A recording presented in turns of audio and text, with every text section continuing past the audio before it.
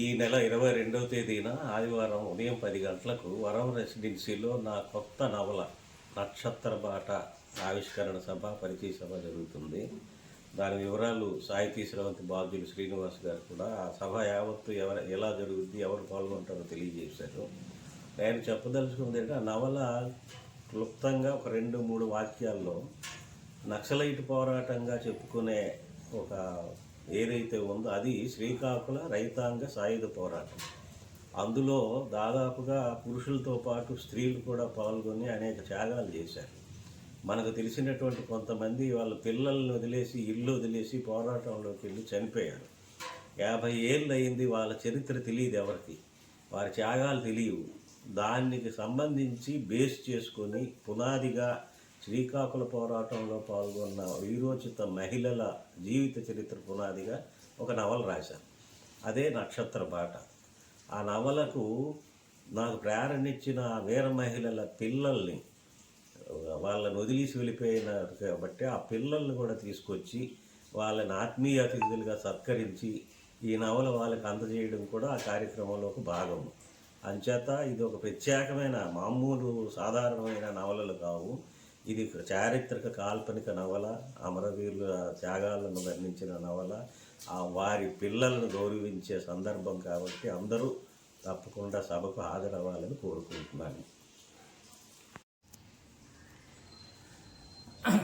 ఈ నెల 22వ తేదీ ఆదివారం నాడు స్థానిక వరం రెసిడెన్సీలో ప్రముఖ కథా రచయిత అట్టాడ అప్పలనాయుడు గారి నూతన నవల నక్షత్ర బాట పుస్తకావిష్కరణ సభ జరుగుతుంది.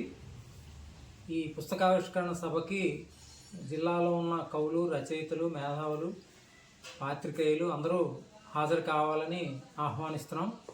ఈ కార్యక్రమం శ్రీకాకుళ సాహితీ స్రవంతి సంయుక్త ఆధ్వర్యంలో జరుగుతుంది.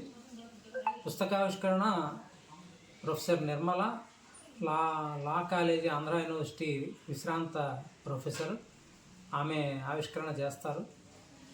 రమాసుందరి గారు మాతృక మాసపత్రిక సంపాదక వర్గ సభ్యురాలు, ఆమె నవలను సమీక్షిస్తూ మాట్లాడతారు. సభకు ప్రముఖ రచయిత, కవి గంటాడ గౌరనాయుడు గారు అధ్యక్షత వహిస్తారు. ఈ సభలో శ్రీకాకుళం సాయుధ పోరాటంలో, రైతాంగ పోరాటంలో అమరులైనటువంటి పిల్లల ఆత్మీయ అభినందన కార్యక్రమం కూడా ఉంటుంది.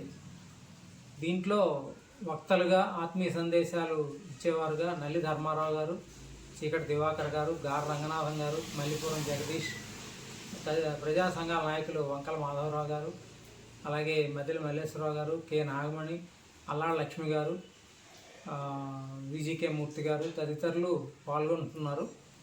ఈ సభా కార్యక్రమానికి అందరూ వచ్చి మన జిల్లాకి చెందిన ప్రముఖ రచయిత, ఆయన నవలని అందరూ ఆదరించడానికి, అలాగే ఆ రచనలోని సారాంశాన్ని ప్రజల్లోకి తీసుకెళ్ళడానికి సభకు రావాల్సిందిగా ఆహ్వానిస్తున్నాం. నా పేరు కె శ్రీనివాసు, సాహితీ స్రవంతి జిల్లా కన్వీనర్.